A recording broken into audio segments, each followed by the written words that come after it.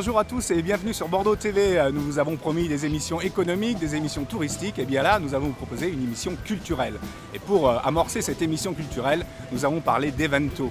Evento, c'est un événement qui se lance aujourd'hui, le 6 octobre, à Bordeaux. Et nous allons suivre justement cette inauguration pour vous sur Bordeaux TV.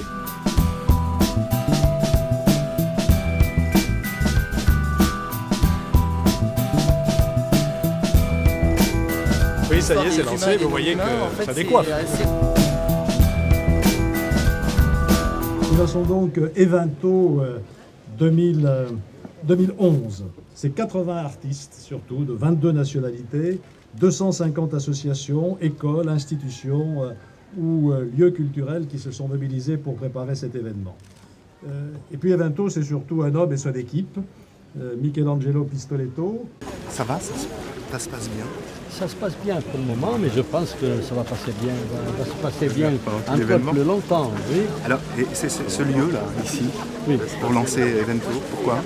Mais parce que c'est un lieu ouvert, il y a beaucoup de possibilités que le monde se retrouve, mais c'est un lieu spécifique parce que là, ça a été une commande publique et c'est une commande publique favorable aux rencontres. Ce n'est pas seulement une structure, comme je dirais, artistique individuelle, mais c'est quelque chose qui va faire entrer tous les gens du quartier, mais pas seulement les gens du quartier. C'est un concept de rencontre, un concept de l'art qui va mettre les gens en condition de se retrouver et ensemble de partager des projets. Et c'est ça qui est important, je trouve, pour le futur. Ce n'est pas une œuvre qui détache les gens, mais qui prend les gens dedans.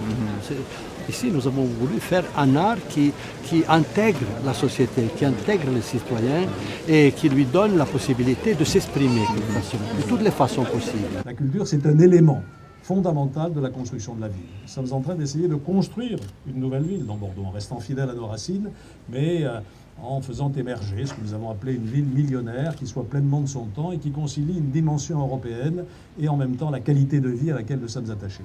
Eh bien, dans ce processus de construction de la ville, la culture est essentielle parce que c'est elle qui crée ce lien social si précieux qu'on a parfois tant de mal à renforcer ou même tout simplement à constituer. Elle est partage par définition, partage d'émotions, partage de projets. Et c'est la raison pour laquelle je fonde beaucoup d'espoir sur cette édition numéro 2 d'Evento. C'est peut-être le départ de cette réévolution. Il s'est passé une sorte de magie entre les artistes et la population. Cette tonalité supplémentaire que le maire a souhaité d'associer au maximum la population. Alors naturellement, la totalité de la population, c'est un rêve, mais il faut commencer. Et lorsqu'on met cela sous le patronage d'artistes et de magiciens tels que notamment cette année Pistoletto, je crois que la grève prend. C'est un événement qui va marquer aussi l'histoire de la culture bordelaise parce que c'est le deuxième événement lié à Evento. C'est exceptionnel, c'est très original et il y a beaucoup de provocations, j'aime beaucoup.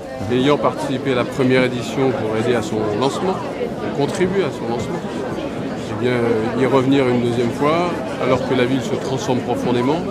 Elle est dans une phase de modernisation et de dynamisme que tout le monde reconnaît et connaît.